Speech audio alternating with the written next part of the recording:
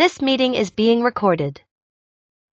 All right. Well, as we continue our way through our series on the architecture of reality, on uh, anthropology and cosmology, what kind of world, what kind of universe this is, what the makeup of the universe is, and what is man, and where does man fit into it? We started by talking about the self and the ancient understanding of the self, because like John Calvin says at the beginning of the Institutes, uh, that the two knowledges that we need are knowledge of self and knowledge of God. And he says it's hard to tell which comes first. It's they're too they're too intertwined to really understand what comes first. We'll be going back and forth talking about the different ones. I was going to talk about Milton this morning, but David and I just talked about Knox Unplugged and how we're going to go through Milton on Knox Unplugged. So I'm going to put that off till David and I are on the podcast together. So what I want to talk about this morning is Cicero's Dream of Scipio. Now, when you start talking about the medieval mind, the medieval understanding, or the pre-modern, pre-enlightenment understanding, one of the things that's fascinating is uh, the they had an attitude that wanted to integrate all knowledge into a single set of knowledge. So the interrelatedness knowledge was hugely important to them, whereas we want to specialize. They wanted everything to fit together.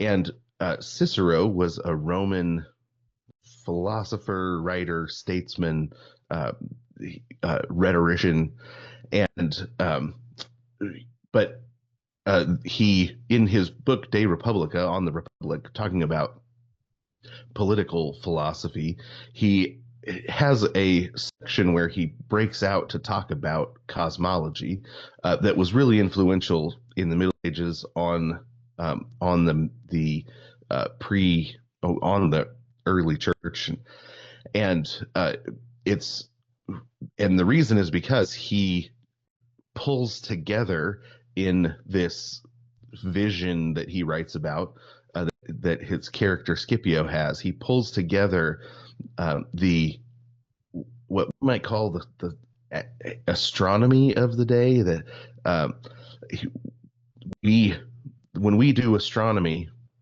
we think of it in terms of sending out the Hubble telescope and trying to get a vision of the universe from space.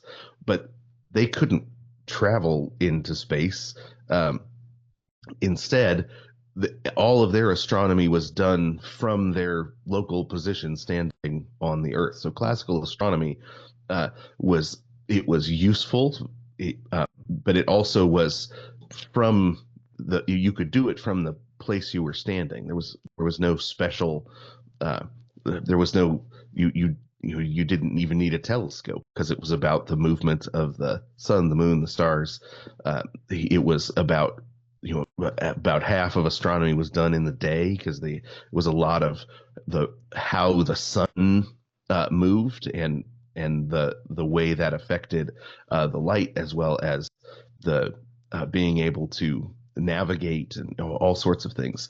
Well, and when we do astronomy, we throw our imagination up into space and we picture everything from a neutral perspective or something like that. Uh, but the Dream of Scipio is a it shows the way that they or the way we view ourselves and the way we view the stars are fundamentally interrelated. Um, G.K. Chesterton says that you can't remake the world without first remaking the heavens, and he's talking about how the shift from an understanding of this understanding that Scipio has, or that Cicero has, to the modern astronomy ends up remaking our vision of ourself.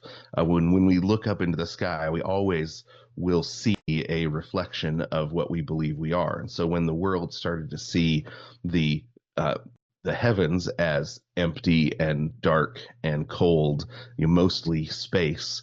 The heavens as a heavenly unit disappeared.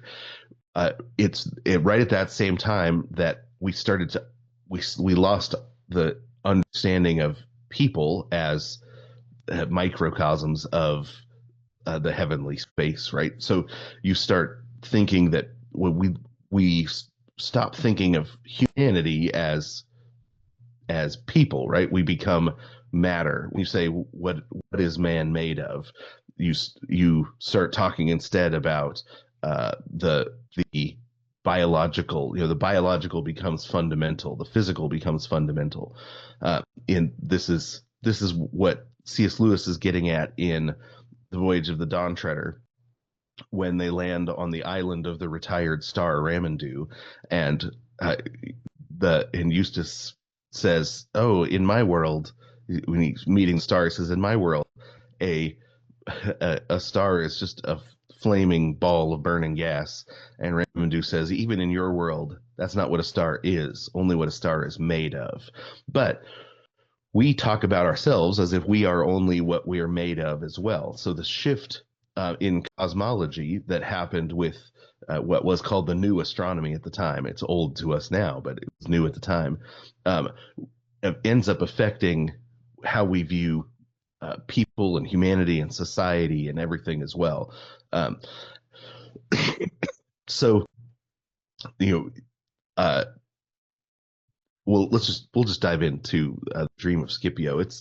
The Dream of Scipio is in the sixth book of On the Republic by Cicero, and it's a vision that Scipio has. He's a Roman general, and he has this vision, and he ends up explaining and talking about the immortality of the soul, kind of the cosmology, the nature of the cosmos, and then how do I fit into it? Right, that's Scipio's kind of conclusion, and here's how I fit into this kind of universe.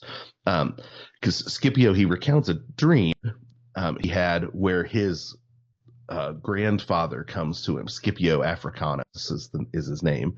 The general who defeated Hannibal comes to him and takes him on a journey through the heavens. He shows him the vastness of the universe, and as they travel up through the heavens, he shows that there's an order, a celestial order that is governed by music, or that is organized by music, and it's harmonious music that the spheres, the planets, as they travel through the heavens, they let off a sound, and it creates this cosmic symphony that we can't hear down here anymore, right? We're designed to be able to hear it, but because of our focus on earthly things, we lose the ability to hear it.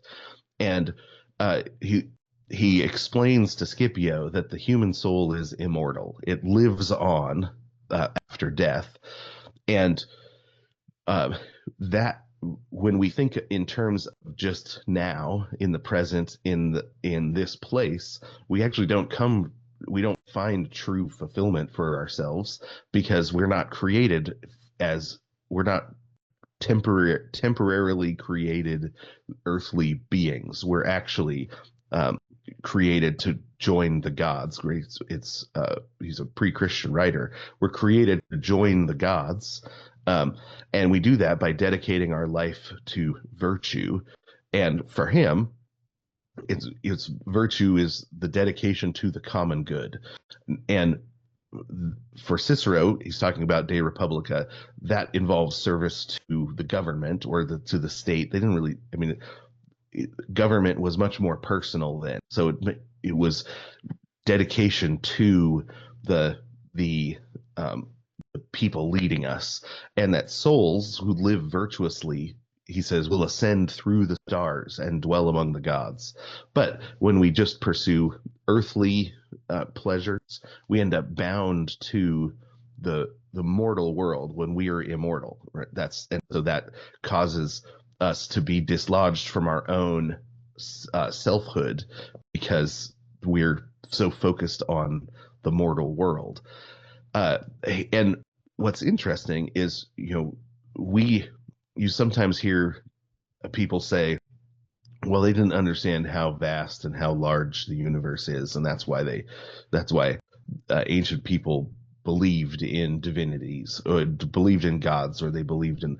But what Cicero shows us is they absolutely understood the immense vastness of the universe, because that's a big part of what Cicero, one of the points that Cicero makes.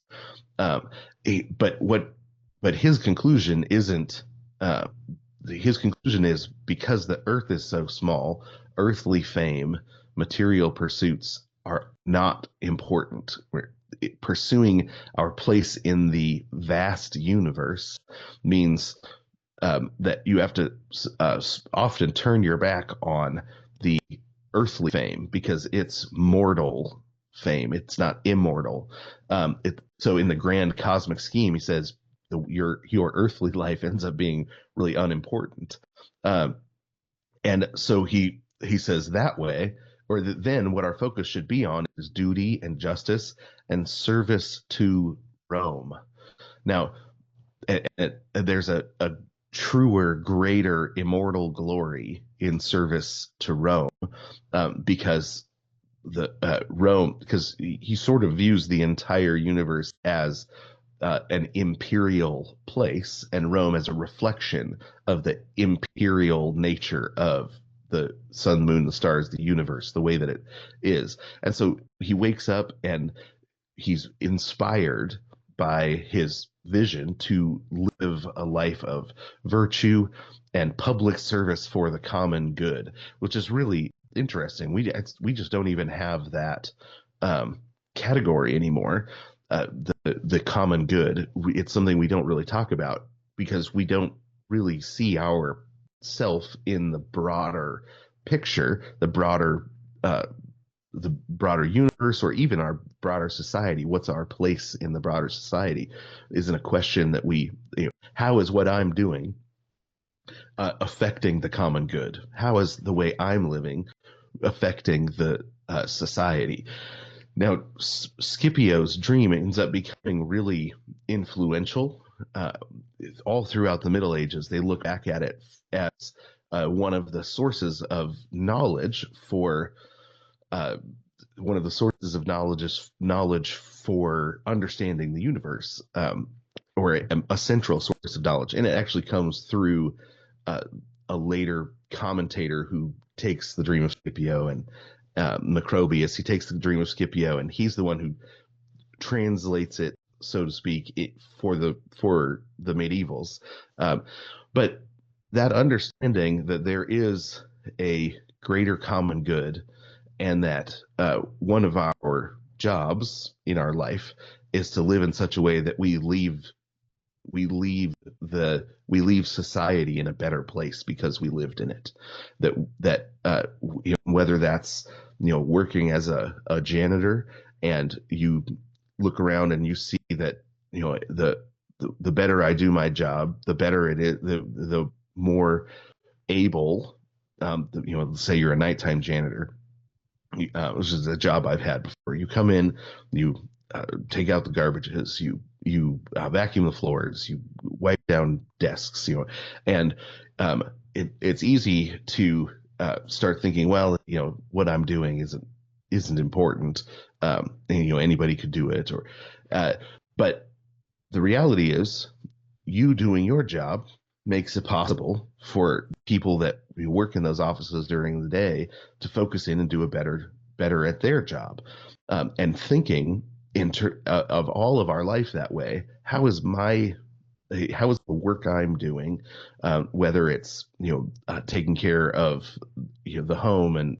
uh, uh, making food for people, working as a janitor, as a mechanic, or working in finance, or working in entertainment, whatever it is, that your job is to make it so that other people can live their lives better. Right? That's a social understanding of virtue that assumes it's all interconnected. Even when we're choosing a career, we often think, what's the job that can get me the furthest? Right? We think in terms of uh, worldly advancement, and that's not the issue isn't that we should or shouldn't advance in the world.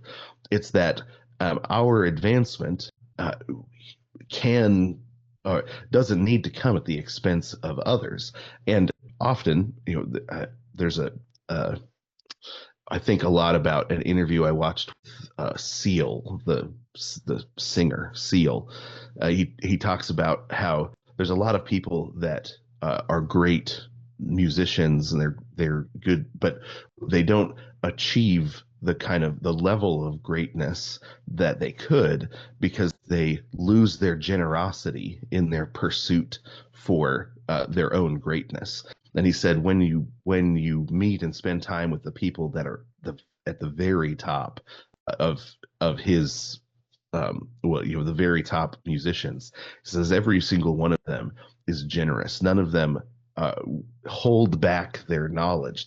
They share. They're generous. They want to help people. And he says, and that is one of the aspects that puts them over the top into greatness.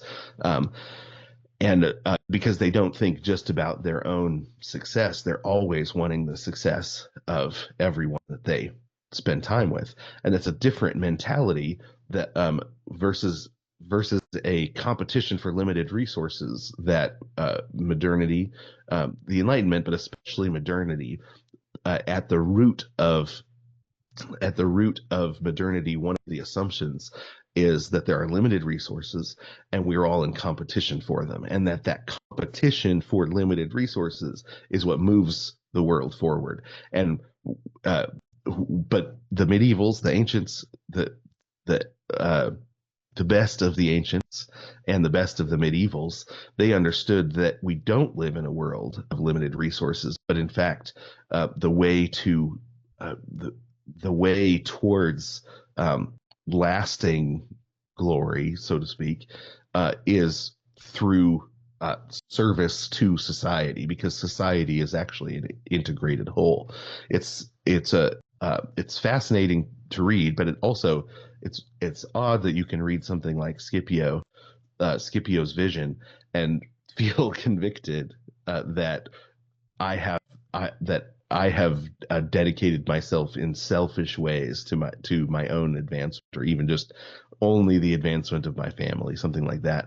And you see churches get into competition with one another, as if there's a limited amount of uh, God's pleasure that you can get, and I have to get more, and that means that other churches are going to get less, right?